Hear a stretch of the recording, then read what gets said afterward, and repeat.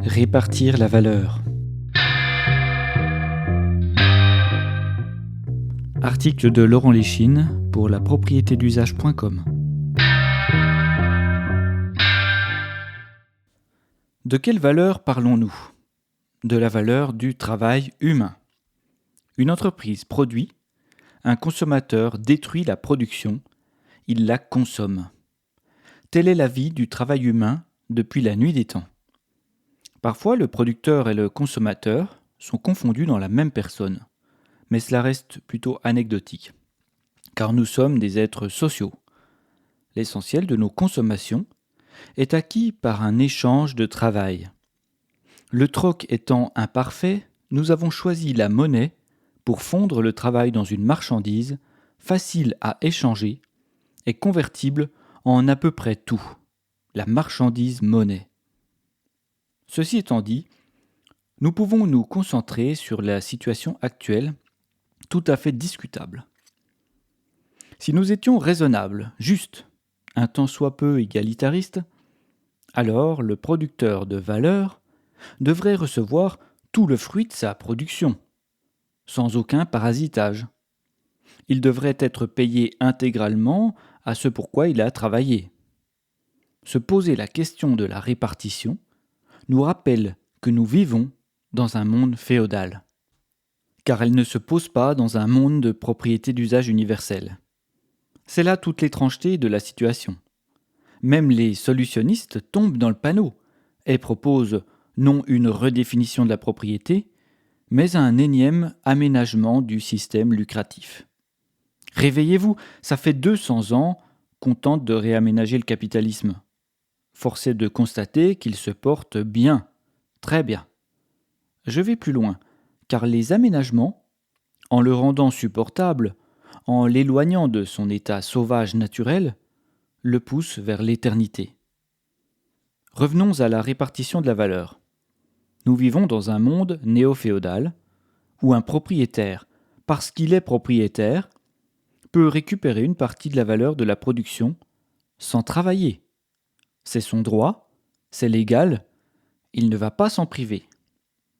Ainsi, l'économiste atterré consigne, naturalise et se scandalise de la situation. Il nous apprend dans un rapport détaillé 3 choses. Première chose, la répartition de la valeur ajoutée n'est pas constante dans le temps et dépend du rapport de force entre capital et travail. Deuxième chose, au cours des dernières décennies, la part des salaires dans la valeur ajoutée a connu des fluctuations importantes. Troisième chose, la répartition de la valeur ajoutée est influencée par des conventions comptables et par l'intervention de l'État.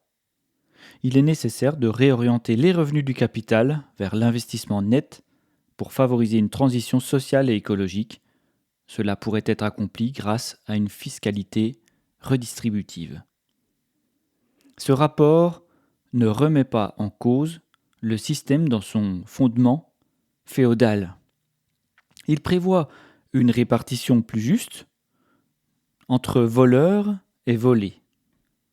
Il commet l'erreur bicentenaire du contestataire. Robin des Bois est de retour.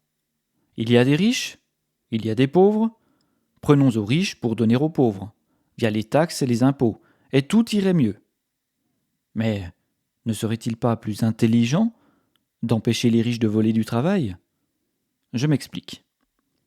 Si la quantité de travail est finie dans une nation, si un propriétaire récolte une rente sans avoir à participer à la production, comme un actionnaire par exemple, alors il appauvrit nécessairement celui à qui il la prélève. Ainsi, il peut dépenser sur le marché cette petite portion de travail volée à un producteur de valeur, d'où la richesse, d'où les inégalités, d'où la pauvreté. Un enfant peut comprendre ce mécanisme. Il est absolument stupide de laisser le propriétaire lucratif s'enrichir sur le dos de ses locataires, les salariés, puis de chercher un moyen de lui faire rendre l'argent. La question est donc, voulons-nous d'un monde juste, résoudre les inégalités, réduire la dépense sociale, réduire la pauvreté ? Si oui, Alors payons le travail. Empêchons les propriétaires lucratifs de récolter le moindre centime de rente. Rendons propriétaires les usagers des outils de production. Cela simplifiera grandement le travail des percepteurs d'impôts. Cela allégera considérablement les règles comptables. Tant que les contestataires réfléchissent à l'aménagement de la superstructure lucrative, ils iront droit à l'échec.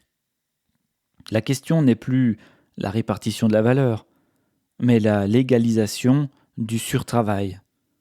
Il est tout de même incroyable de ne pas réussir à dépasser l'horizon féodal, de réfléchir à une proportion acceptable de vol. La réponse devrait être 0%. Cela devrait servir de base à toute réflexion. Nous voulons une société plus sobre, plus écologique, plus durable. Alors, qu'attendons-nous pour payer le travail, pour interdire le surtravail, pour empêcher les rentiers de décider de la production? Rendons le pouvoir d'investir aux producteurs de valeur, car ils n'appliqueront pas la casse sociale sur eux-mêmes pour quelques centimes de valeur à gagner. Ils n'auront pas intérêt à détruire l'environnement, à surproduire. La propriété d'usage universel est logique, de bon sens. Il n'y a pas besoin de sortir d'une grande école pour se rendre compte de tous ses intérêts. De plus, elle permet à la démocratie de rentrer dans l'entreprise, là où aujourd'hui les entreprises lucratives sont des mini-dictatures, pour laisser place au mutualisme, à l'autogestion. Ainsi, les décisions seront prises par ceux qui effectuent le travail, non plus par des rentiers cachés derrière un écran d'ordinateur. Il est dangereux de naturaliser la loi féodale, de proposer des solutions pour atténuer ces dégâts sociaux et environnementaux inéluctables. Il est raisonnable de rendre la propriété, donc le pouvoir, aux actuels salariés. Faire autre chose, c'est renforcer le néo-féodalisme. Retrouvez tous les articles sur le site lapropriétédusage.com.